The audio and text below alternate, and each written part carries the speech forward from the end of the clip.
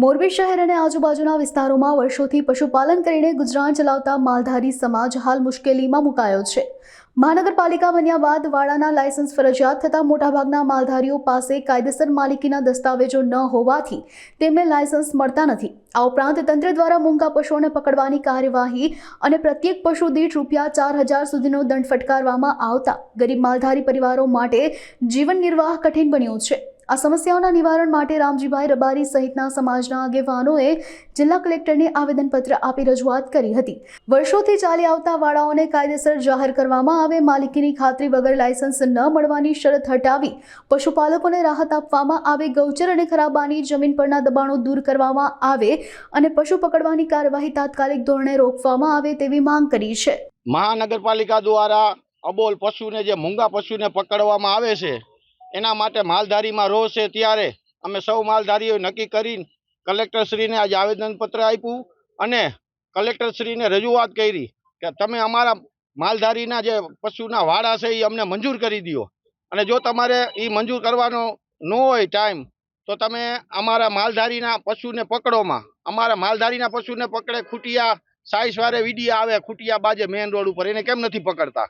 અને અમારા માલધારીના પશુને પકડી લઈ જાય ને વસૂલવામાં આવે દંડ, તો માલધારી પાસે દંડ ભરવાના પૈસા બધા માલધારી હરખા ન હોય તો જે વેરા પહોંચ માગે છે એ અમારે એક મોટો પ્રશ્ન છે। અમારે પાસે વાડા છે, જગ્યા છે વર્ષોથી, આ વેરા પહોંચ એની નથી, અમારી પાસે કાયદેસરના વાડા નથી। તો અમારે કલેક્ટરશ્રીને રજૂઆત કરવાની છે કે અમારા વાડા બધા માલધારીના કાયદેસર કરી દઈએ, અથવા તો અમારા જે ગૌચરની જમીન છે આજુબાજુના ગ્રામ્ય વિસ્તારમાં એ ગૌચરની જમીન ખાલી કરાવે ને ખરાબા ખાલી કરાવે તો અમારા માલધારી શહેરી વિસ્તાર બહાર વયા જાય અને અહીંયા પશુને અહીંયા વસાહત કરે। અમારે 4,000 રૂપિયા એક દિવસનો દંડ લઈએ માલધારીને, અને 3-4 દિવસ કાગળિયા કરવામાં થાય, 3-4 હજાર રૂપિયા એ થાય, એટલે 7-8 હજાર રૂપિયા એક માલધારીને એક પશુ અત્યારે દંડ વસૂલવામાં આવે।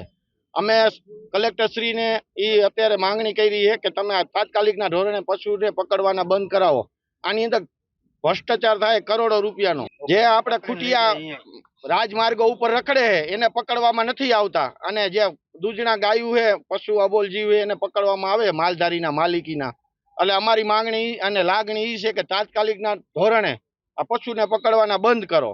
નહીં થાય તો તમે શું કરશો?